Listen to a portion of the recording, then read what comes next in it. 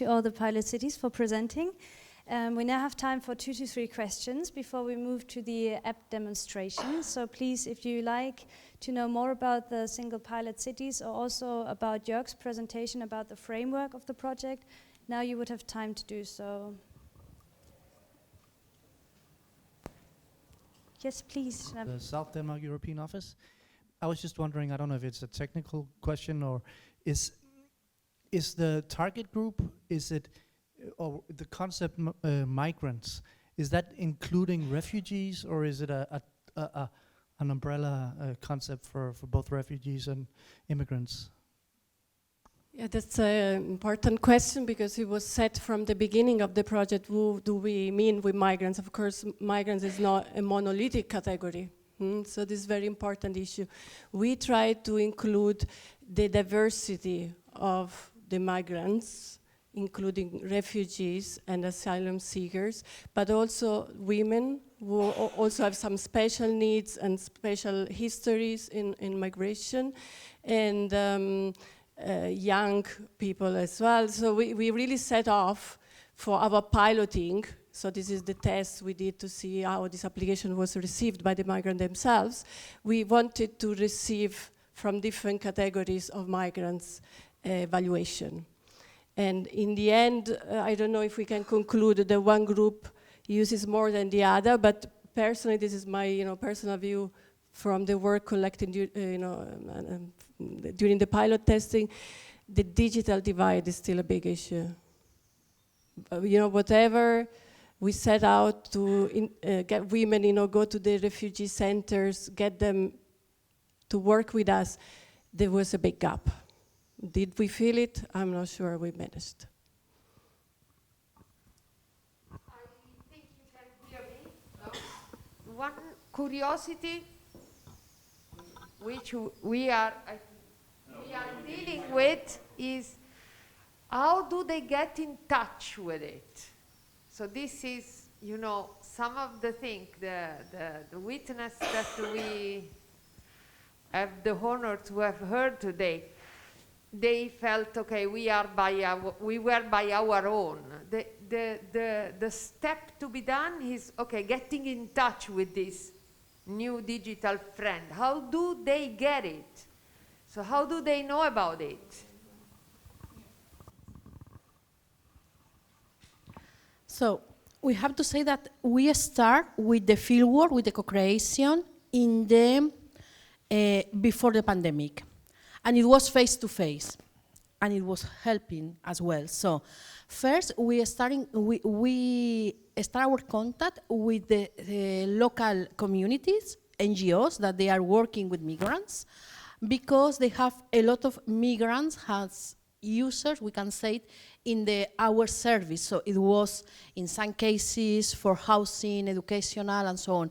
We was in touch with the local communities which are working with migrants. So in order to tell them about the project, to involve them in the project, and to ask them for help, for collaboration, for support, in order to test the application, the co-creation groups, the usability tests, and so on.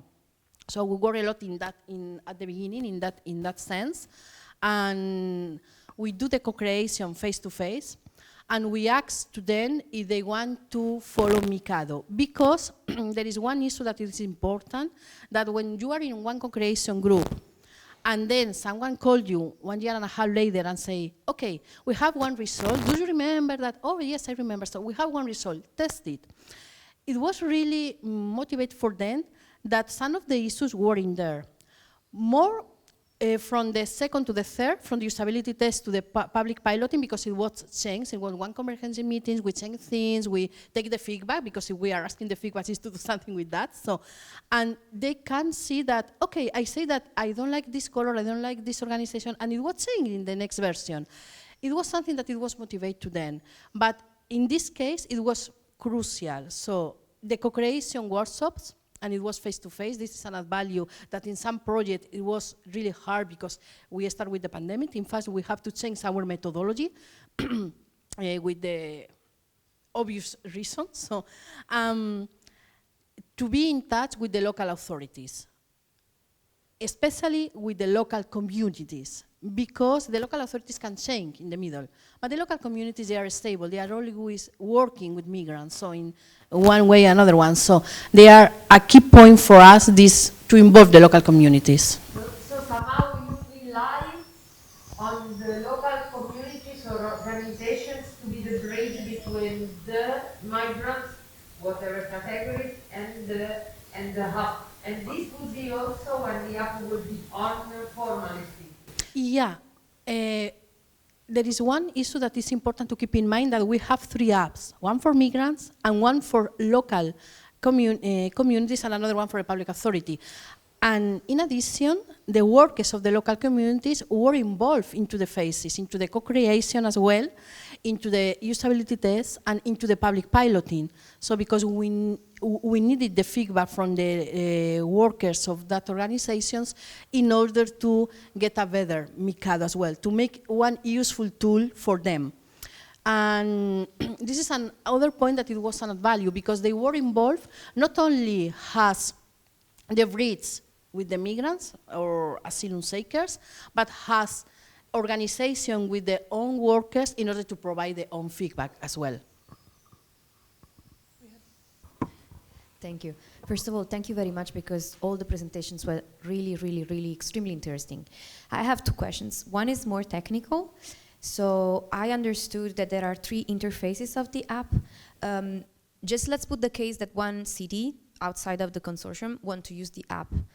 They are obliged to take the 3 of them, or they are in a way modular as well, the interfaces, so one can choose to have just one for the migrants but not the one for the public administrations. And the second question is for the cities. So what about the political support? How much was it important to start this work in the public administrations? Because sometimes I know that, for example, in Italy, the multi-level governance is somehow difficult in a way. So maybe not in the case of Bologna, but generally this is an issue.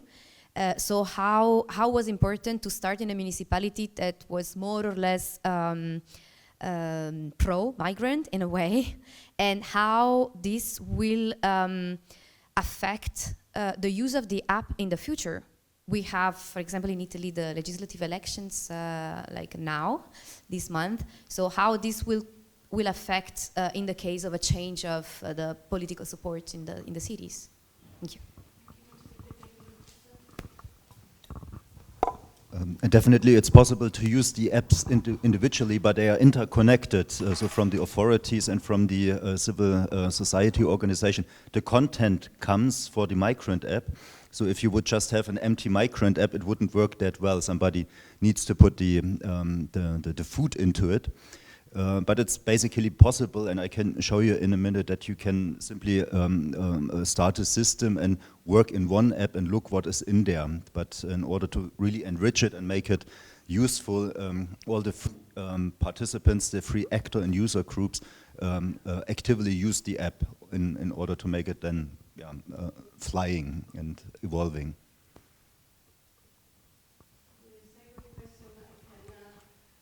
Briefly say that the role of the political,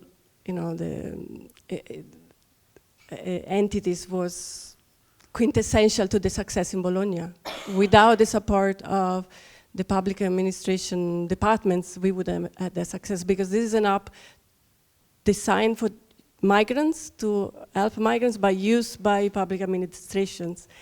And the other issue that comes to mind is the volatility of public administration, isn't it? Like, even in Bologna last year there was local elections, the new municipality government changed, key roles changed. It was even in Bologna, which is, like you said, very open compared to many other, unfortunately, other realities in Italy, very open, accepting of migrants. Even there we had some issues, because once the key roles changed, we have to start the work of working with the administration again. It takes time, takes energy, and sometimes greater effort. I don't know if any of my colleagues want to add. Yeah.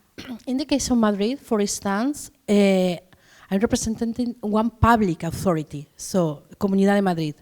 But in any case, it was 2 things of the general director in that period. So because we have elections in the middle and so on. And we have to start again to explain the project, even if we have the support of the civil servants, because they are in charge of the project, the daily activities of the project, so on.